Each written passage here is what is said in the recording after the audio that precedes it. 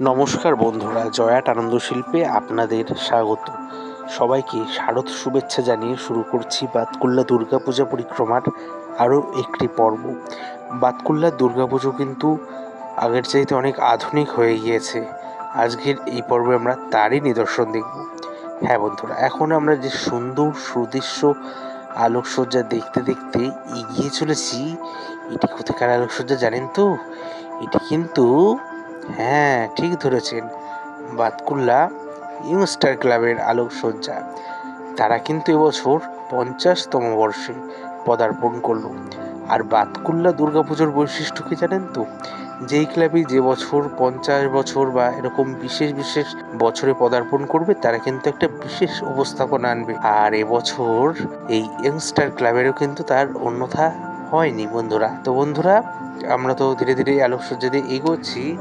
আর আজকে হচ্ছে চতুর্থীর সন্ধ্যা। আজকে উদ্বোধন, অনেক মানুষ এসেছে জানেন তো, এবং প্রশাসনিক স্তরের অনেকে এসেছেন, বিভিন্ন পুলিশের এসআই থেকে শুরু করে অনেকে।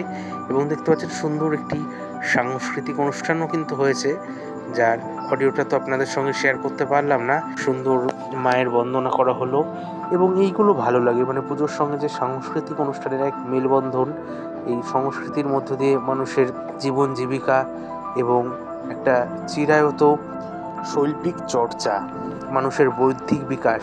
আপনাদের কেমন লাগে? কথায় কথায় কিন্তু আমরা চলে এলাম মণ্ডপের অন্তরঙ্গে। বন্ধুরা, অন্তরঙ্গ তো বহিরঙ্গের মতোই কত সুন্দর, তাই না বন্ধুরা?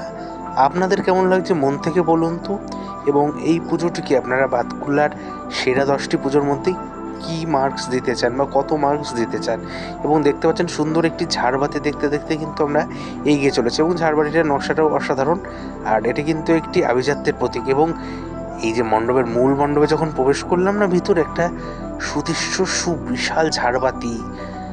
আর কেমন লাগছে সেটি আপনাদের? আর এই যে প্রতিমাটি অসাধারণ।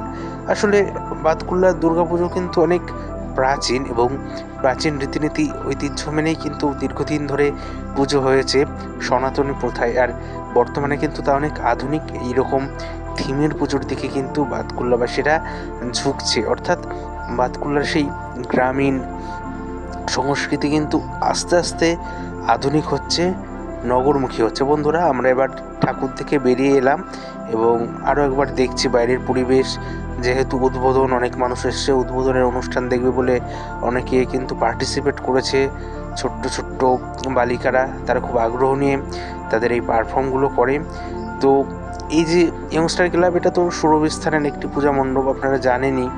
এবং বাতকুল্লা স্টেশন থেকে 3-4 মিনিটের হাঁটা পথ, একদমই কাছে, ঠিক আছে? মানে আপনারা এতদিন যেদিকে ঠাকুর দেখতেন, এবছর কিন্তু তার বিপরীত দিকটা আপনাদের জন্য বেশি আকর্ষণীয় হলো। আর সামনের বছরও এরা কিন্তু খুব সুন্দর পূজা মণ্ডপ করার প্রতিশ্রুতি দিয়েছে। আমরা দেখব সেই প্রতিশ্রুতি তারা কতটা রাখতে পারে। তারা যে উপহার আমাদের 2026 সালে দেবে বলেছে, যে দুটি অপশান দিয়েছে, তা সত্যি বিষয়। তার মধ্যে একটিও যদি হয়, বাতকুল্লার পুজো কিন্তু এক অন্য মাত্রা পাবে, তাই না বন্ধুরা? আর আজকের পর্বটি কেমন লাগলো সেটি জানাতে ভুলবেন না। ধন্যবাদ সবাইকে।